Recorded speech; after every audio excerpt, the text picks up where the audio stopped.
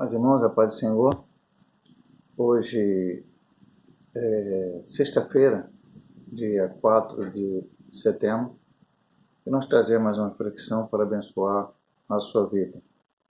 E é uma reflexão de advertência, uma reflexão para que nós possamos pensar nesse assunto que vamos falar agora.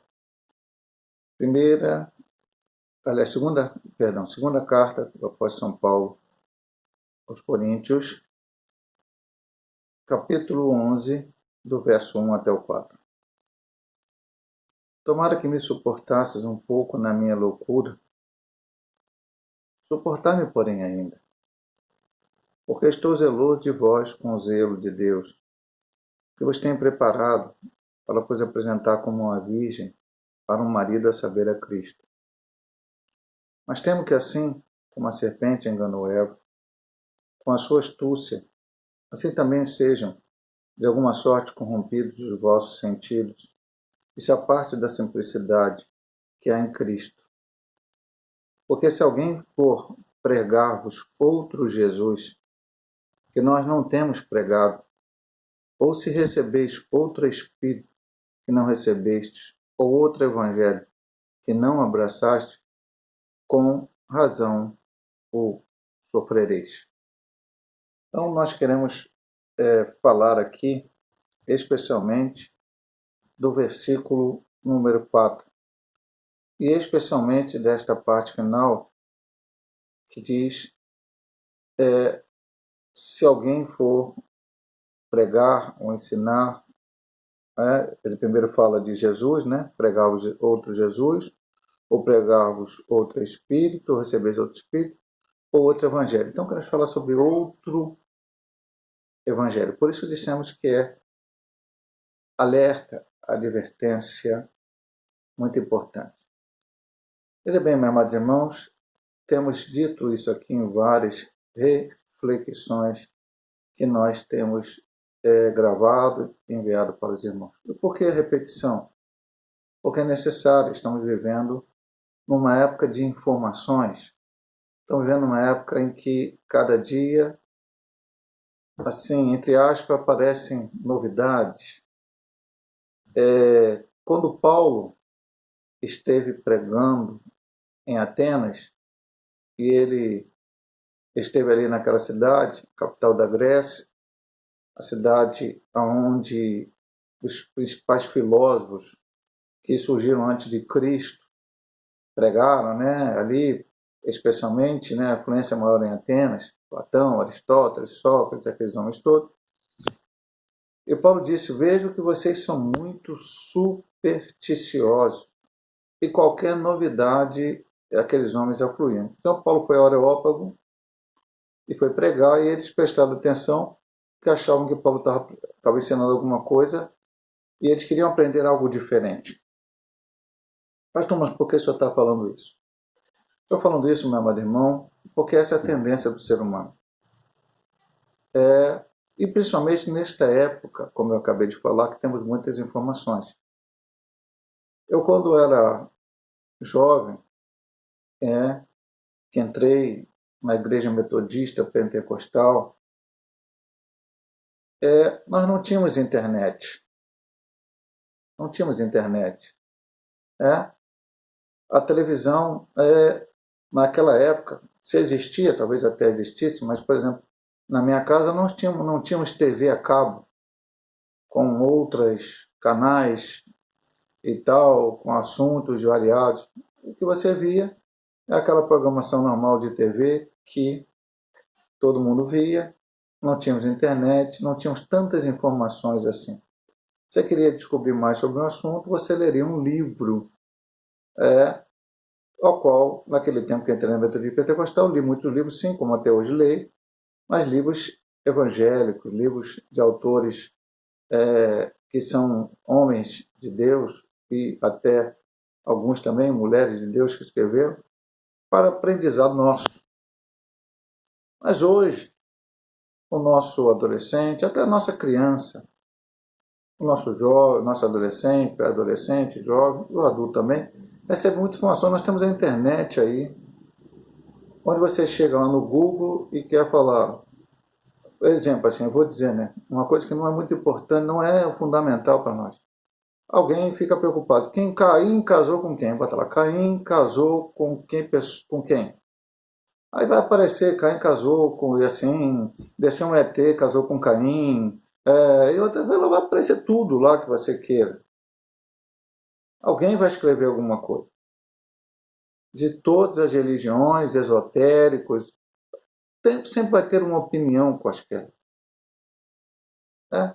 E assim, qualquer outro assunto. Bom, mas nós cristãos, que fomos remidos e lavados no sangue do Cordeiro, que um dia aceitamos Jesus como nosso Salvador, recebemos uma palavra bíblica. E essa é a validade do Evangelho. Eu não posso me converter a Cristo, não devo, né? Até pode dar certo em alguns casos, alguém que entra por emoção, mas depois se desperta, entende e fica e continua e a sua vida muda. Mas não é por emoção apenas. Eu tive uma emoção. Não, não. Eu ouvi a pregação do Evangelho, entendi que eu era pecador e que não tinha solução para a minha vida. Se eu não aceitasse o plano do Deus Criador do céu e da terra para que eu pudesse ter os meus pecados perdoados, eu não os teria perdoados e morreria sem paz, sem salvação, sem esperança. E aí eu entendi esse plano, alguém me pregou esse plano. E qual é esse plano, pastor? Que Jesus Cristo, a segunda pessoa da Trindade, o Filho de Deus, veio a este mundo e encarnou, tornou como de nós. Aqui na Terra foi 100% Deus, 100% homem, pregou o Evangelho, foi rejeitado, como já estava dito no Antigo Testamento que isso aconteceria, Isaías 53, Salmo 22 e outros textos mais, até que foi levado a uma cruz e ali ele padeceu, ele morreu, seu sangue foi derramado. Mas também, como estava previsto no Antigo Testamento, a sua morte era exatamente para que nossos pecados pudessem ser perdoados. No Antigo Testamento havia um sistema de matar animais para que os pecados fossem expiados. Sem derramamento de sangue, não há remissão de pecados, está escrito na Escritura. Então, no Antigo Testamento, tudo isso um tipo, né? Estava tudo apontando para um futuro melhor e maior. Eu pecava, se eu estivesse lá no Antigo Testamento, pequei. Procurava o sacerdote, falava, eu pequei, fiz essa atitude, está aqui contra a lei. Ele falou, você tem que entregar, segundo tuas posses, um cordeiro e tal, dependendo da situação, algumas situações de algumas partes lá podia entregar uma pombinha, Então, às vezes, eu entregava lá, matava aquele animal, o sangue era derramado e o meu pecado era perdoado.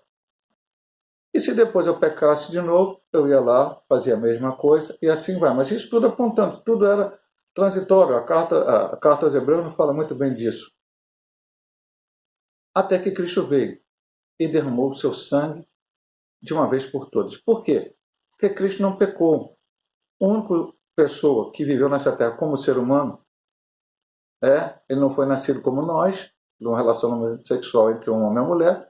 Ele foi nascido por obra e graça do Espírito no ventre de Maria, mas ele foi um ser humano, viveu aqui na Terra durante cerca de 33 anos como homem. Foi o único que não pecou, todos os outros pecaram. Então não adiantava ninguém. Abraão foi um grande homem, mas não adiantava ele morrer na cruz ou em qualquer outro lugar, que seu sangue não perdoaria o pecado de ninguém. E assim todos os outros seus descendentes, Davi, Moisés, quem quer que você queira pensar. Mas Cristo não, ele veio, morreu. Mas ficou só na morte, pastor? Não. Nós sabemos que ao terceiro dia ele ressuscitou dos mortos.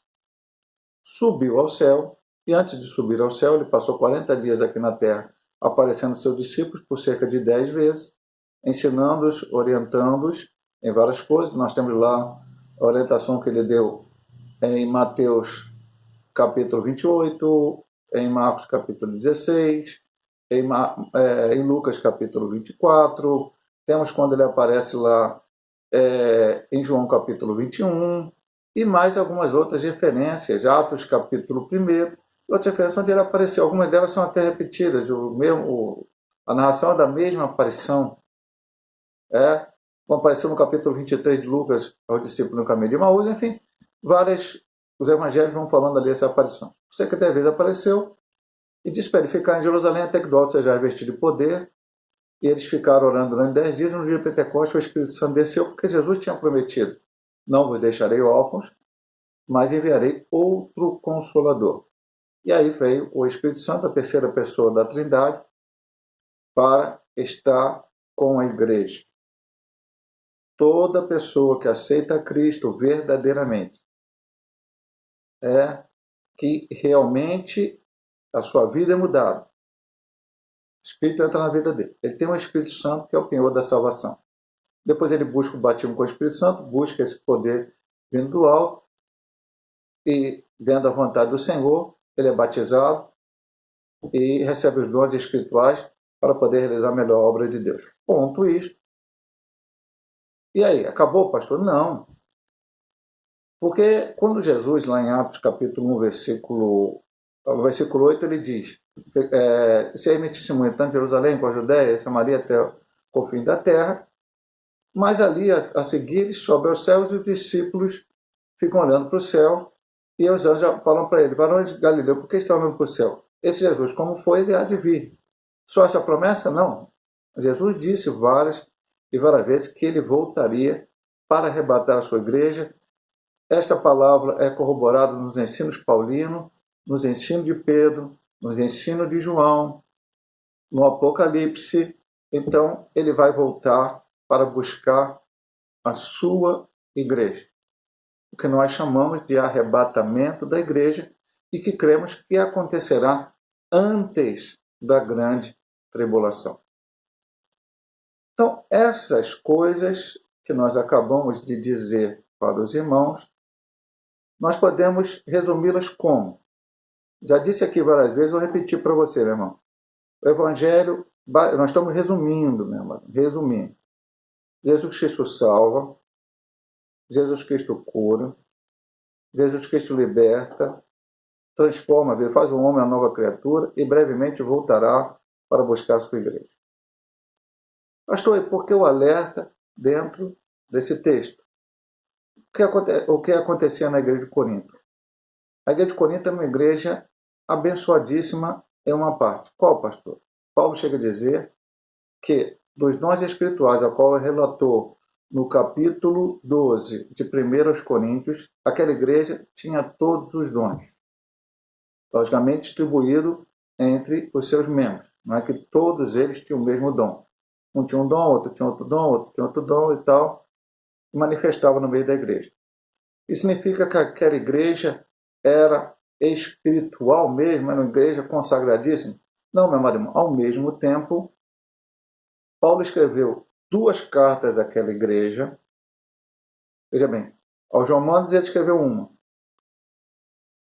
aos Gálatas ele escreveu uma, aos Efésios ele escreveu uma. Só escreveu 2, aos Coríntios e aos Tessalonicenses. Aos Colossenses ele escreveu uma, Filipenses 1. E se você comparar o tamanho da carta aos Tessalonicenses com o tamanho das 2 cartas aos Coríntios, você vai ver que o assunto que ele tinha que escrever aos Coríntios era maior. Por quê, pastor? Porque havia alguns problemas naquela igreja. Primeiro, um problema manifestado, lá logo no início da primeira carta, é que havia facções dentro da igreja. Um dizia: eu sou de Paulo, outros diziam: eu sou de Pedro, outros diziam: eu sou de Apolo, e outros diziam: eu sou de Cristo. Todo mundo estava errado. Os que diziam de ser humanos, isso está errado. Porque, meu amado irmão, jamais dentro da igreja podemos dizer: eu sou, por exemplo, se a igreja tiver 5 pastores, uma igreja local, né? Eu sou do pastor A, o outro diz: não, eu sou do pastor B, eu sou do pastor C, eu sou do pastor D, outro eu sou do pastor E. Não. Ninguém é de pastor nenhum, ou de presbítero, ou de diácono, ou qualquer nome que você dê ao líder da igreja. Você é de Cristo, e aí não vamos explicar isso adiante. Todos nós somos de Cristo, os pastores são de Cristo, estamos ali para servir o mesmo Deus. Então não tem que ter facção dentro da igreja. Um grupo puxa para um lado, outro puxa para o outro, outro quer uma coisa, outro quer outra. Porque Jesus mesmo disse que a casa dividida ela não vai adiante. Mas, pastor, alguém dizia que era de Cristo, mas o que dizia que era de Cristo estava errado, porque eu sou de Cristo e o resto não é. Não, meu amado irmão. Nós somos a igreja. E aí, veja bem, meu amado irmão, isso até funciona até com a questão de denominação. Ah, eu sou da denominação A, as outras todas estão erradas. Não, não. Há denominações certas. Eu sou pastor há 25 anos da Igreja Metodista Pentecostal no Morro da Carolina de Jacatinão, Duque de Caxias. E digo a você aqui, vou falar com todas as letras, como eu digo na minha igreja. A Igreja Metodista Pentecostal salva? Não. O pastor Hélio salva? Não. Quem salva é Cristo. Então, existem muitas denominações sérias pregando a palavra de Deus. Você não vai atrás, como aqui o texto até fala, dos falsos mestres que queiram pregar um outro evangelho, um outro Cristo, que você receba um outro espírito, como diz o versículo 4. Não, este não. Ah, você vai perguntar, pastor, como é que eu vou entender isso? Daqui a pouco eu vou falar rapidamente sobre isso para você. Agora, presta bem atenção, meu amado irmão. Então, a base do evangelho é essa. Salva, cura, liberta, transforma, e brevemente voltará. E é nesse que nós temos que ficar. A Igreja de Corinto tinha esses problemas. A Igreja de Corinto apresentou um problema sobre a ressurreição. Paulo teve que explicar isso no capítulo 15. Tinha gente que estava acreditando que nós morreríamos e acabou. Morreu, acabou. Não, morreu, vai haver ressurreição e vai haver a salvação. E Paulo escreve isso no 1 Coríntios capítulo 15. A igreja tinha dúvidas muito fortes sobre, talvez não de receber o dom espiritual. Porque eu vou dizer uma coisa forte para o irmão. Receber o dom espiritual, teoricamente, é fácil. Você buscar e acharei, e bater, pessoal, você ora, e pede a Deus, e o Senhor te batiza com o Espírito Santo, você recebe os dons. O problema é como utilizar os dons. Não, pastor, mas é Deus que me usa. Não, peraí, meu irmão. Paulo ensina lá, o espírito profeta está sujeito ao profeta. Cuidado, meu irmão. Existe norma, tudo na vida a norma. E a norma bíblica, não é a norma do pastor Ed, da igreja metodista pentecostal, da igreja X, não. Bíblico. E Paulo teve que escrever, porque havia abuso no uso dos dons lá na igreja de Corinto. Então ele começou a explicar no capítulo 12 e 14 e colocou o 13, que fala sobre o amor, no meio, para entender que o amor é fundamental na hora do exercício dos dons espirituais. Pastor, só isso? Não. Outros e outros problemas havia naquela igreja. Então Paulo teve que ensinar. E aqui também falsos mestres tentaram adentrar ao meio da igreja de Corinto. Então, eu vou falar algumas coisas para o irmão aqui sobre o versículo 4. Então, eu vou repetir para você o versículo 4. Porque se alguém vos pregar outro Jesus, que nós não temos pregado, ou se recebeis outro Espírito que não recebeste, ou outro evangelho que não abraçaste, com razão sofrereis. Então, eu vou colocar algumas coisas para o irmão. A suposta nova revelação é colocada no mesmo nível de autoridade que a revelação bíblica apostólica original. Não há outra revelação que esteja acima da revelação que aquele chama de revelação apostólica original. Que é essa aí, pastor? É o texto bíblico sagrado. Já expliquei, vou explicar de novo. Escreveram muitos evangelhos. Não existe só Mateus, Marcos, Lucas e João. Existem outros. Quando aparecem na televisão, até no Fantástico, aí, eu não vejo mais Fantástico, mas alguns veem. Evangelho segundo Maria Madalena, segundo Júlio Cariote. Né? Bom, tá aí. Existiram outras cartas ditas apostólicas dos apóstolos. Existiram outros apocalipses, principalmente apocalipses, muitos, desde quando aparecem uns por aí. Pastor, como é que a gente sabe que os 27 livros, ou como é que a igreja entendeu que os 27 livros que compõem o nosso Novo Testamento são inspirados por Deus? Quando João, o último apóstolo, morreu, vem então a época, até ali era a igreja primitiva, chamada igreja primitiva, o que a gente chama teologicamente de igreja primitiva, até a morte do último apóstolo. Depois veio os chamados pais da igreja, aqueles que conviveram com os apóstolos, não conviveram com Cristo diretamente, mas conviveram com os apóstolos. Conviveram com Paulo, com Pedro, com João, com os apóstolos, e ali aprenderam e receberam o seu ensinamento. Então, quando começou a surgir heresia, Jesus não é Deus, o Espírito Santo não é Deus, uma série de coisas começou a surgir depois da morte de João e dos outros apóstolos. Eles então reuniram concílios. Não é uma reunião de 2 dias, não, é uma reunião às vezes leva ano, é tempo. E depois de muitos estudos e orações e direção do Espírito Santo, então eles resolveram, entenderam o cânon sagrado. O que é cânon? Vem da palavra grega, que é uma cana de medir, né? A medida por cana, lá participa tantas canas. Então a cana tinha um tamanho, é como hoje você tem 1 metro, né? Então cana. Então uma cana, 2 canas, 3 canas, 4 canas deu um tamanho. Então qual é o tamanho da Bíblia? É o cânon sagrado. Começa em Gênesis, termina em Apocalipse. Não tem mais nada. 39 no Antigo, 27 no Novo, 66 livros, e esses são inspirados. A Igreja Católica, por exemplo, romana, usa os livros chamados, nós chamamos de apócrifos, eles chamam de pseudo-canônicos, todos no Antigo Testamento, com interpolações que nós não acreditamos inspiradas por Deus. Com palavras ali, não foram inspiradas por Deus, nem os judeus aceitam esses livros. Ponto. São esses. Pastor, mas hoje eu vou naquela consagração, aí Deus revela alguma coisa para o irmão X, e essa revelação pode estar aqui maior que a Bíblia? Não, nunca. Vamos estudar domingo na escola dominical. Tudo que você receber, revelação, profecia, tudo, tem que ser passado pelo menos pelo crivo da Bíblia Sagrada. E a igreja precisa hoje de chamar discernimento espiritual. Então, há certas seitas que querem se dizer evangélicas, que elas têm livros que eles dizem, esse livro tem a mesma inspiração da Bíblia. Isso é heresia. Livro da autora X, livro do autor X, heresia. Pastor, mas nós evangélicos não lemos muito livro? Lemos, mas não lemos muito livro. Tem aqui uma biblioteca, aqui está na minha frente, eu estou de frente da minha estante, pregando para você. Glória a Deus, leio esses livros, estudo, mas ele não tem a inspiração da Bíblia. Concordo com parte, outra não concordo. Agora com a Bíblia, mesmo que eu não entenda, eu concordo com ela toda, porque ela é a palavra de Deus. Se eu não entendo, é porque o defeito não está na Bíblia, está em mim, que sou finito, pecador, e não consigo entender completamente aquilo que Deus revelou. Quando chegar lá no céu, eu vou entender. Então eu quero chegar lá, não vou ficar discutindo, não, isso aqui não é bem o que eu queria que se fosse. Então esse é um problema. Segundo problema desses falsos profetas, desses falsos mestres, é o seguinte: as escrituras ocupam um lugar secundário e Cristo é colocado no lugar inferior em relação aos santos ou fundadores de um movimento ou igreja. Amado irmão, quem fundou a igreja metodista pentecostal? Teoricamente, foi um pastor na época chamado Valdemar Gomes de Figueiredo. Né? Nunca se funda uma igreja sozinho.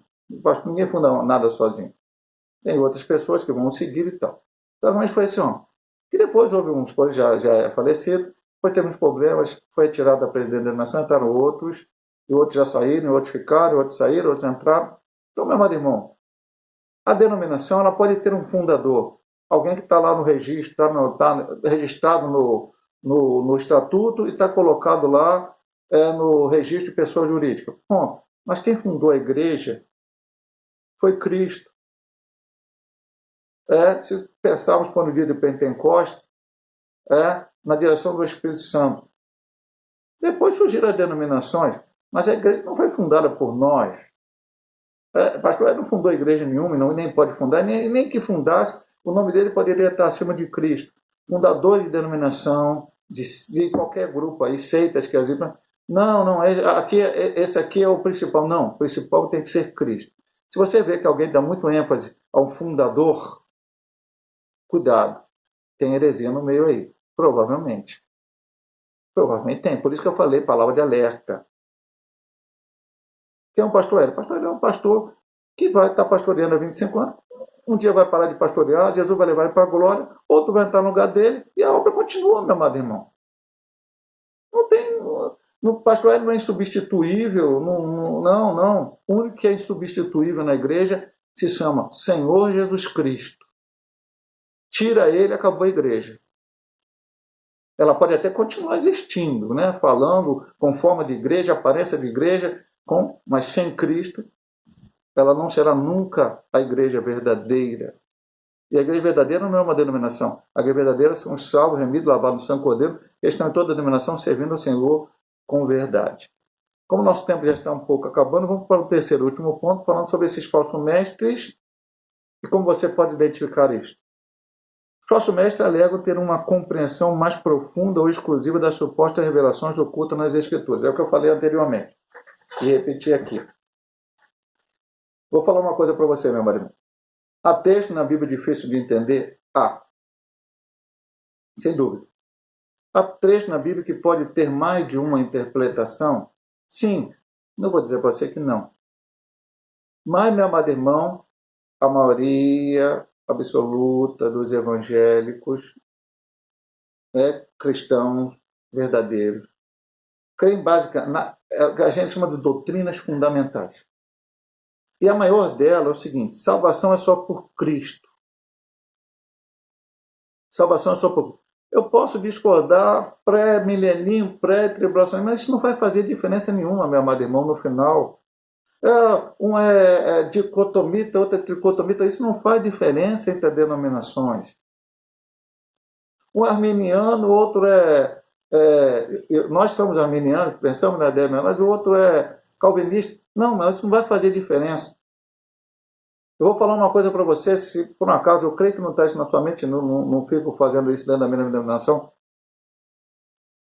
Eu sou arminiano e digo para você, os calvinistas, que são remidos lavados no sangue do Cordeiro, que creem no Senhor Jesus, irão para o céu também como eu irei. Não tem essa de não, calvinista não vai, só vai arminiano. Não. Aquele que crê no Senhor Jesus Cristo como o único salvador da sua vida, é isso, ele vai para o céu. E lá no céu não tem denominação, lá no céu não tem correntes teológicas. Agora, se eu sou a fundadora da minha denominação é esta e é nela que eu creio, aí cuidado que você está correndo risco na sua salvação. A minha denominação salva, se não for dessa denominação aqui, cuidado que você está correndo risco. Aí cuidado com você, porque veja bem, amado irmão, só Cristo salva. Então, quando alguém, vou repetir para você e terminar a pregação, se alguém pregar um outro Jesus, tentar que você receba um outro Espírito, ou fazer você abraçar um outro Evangelho, olha, você pode sofrer por causa disso. Fique com o que está escrito na Bíblia Sagrada, na Palavra de Deus. Eu vou orar por você, pedindo a bênção para a sua vida. Pai amado, Pai querido, nos ajuda, Pai, a, primeiro, ser fiel à Tua Palavra, acreditar na Tua Palavra, crer na Tua Palavra e continuar firme na Tua Palavra, porque essas coisas aqui que aconteceram na igreja de Corinto, que Paulo relatou, ainda acontecem hoje. Pessoas querendo pregar um outro evangelho, um outro Cristo, um outro Espírito. Não, nós temos que ficar com a Palavra de Deus. Nos ajuda nisto, Senhor Deus, e que possamos ficar firme e constante contigo, olhando para o autor e consumador da nossa fé, não nos abalando pelo que vem, e pregando este evangelho com amor e com carinho para aqueles que ainda não conseguem entender isto, compreender isto. Ó Pai, eles possam te aceitar como Salvador de suas vidas. Então, eu te peço agora uma vez para aqueles que estão enfermos, mas eu te peço pelo Luiz André, meu genro, pela nossa irmã Lilian, o pai que está ali na luta, no seu problema de saúde, a irmã do pastor Wilton, ali que está internada naquele hospital, Pai, dá a tua vitória, Pai amado. Abençoa, Senhor Deus, nossa irmã Noêmia, que Senhor Deus também não está muito bem de saúde, ali da igreja de Caxias. Senhor Deus, nossa irmã Nissa também, com os problemas de saúde, todos que estão enfermos na tua casa, vai curando, Senhor Deus, para a glória do teu nome. Te pedindo mais uma vez que foram feitos ontem, ali na congregação Nova Campinas, Senhor Deus, aquela moça que está internada, que a irmã Josefa pediu oração ali na Saracuruna, o cunhado da irmã Josefa, o sogro do presbítero Almir, Senhor Deus, ali o irmão e a cunhada do diácono Nildo, nossa irmã Viviane também que pediu uma porta de emprego, enfim, vai operando teu milagre, Senhor Deus, em cada lugar, em cada igreja, em cada servo teu, Senhor Deus, opera teu milagre, Senhor Deus, vai curando, vai abrindo as portas, vai, Senhor Deus, abençoando as famílias, Senhor Deus, vai dando a vitória, Senhor Deus, possamos todos estar sempre ligados a Ti. Perdoa os nossos pecados, nos ajuda, em nome de Cristo Jesus. Amém. Deus possa te abençoar, meu amado irmão, minha amada irmã, em nome de Jesus.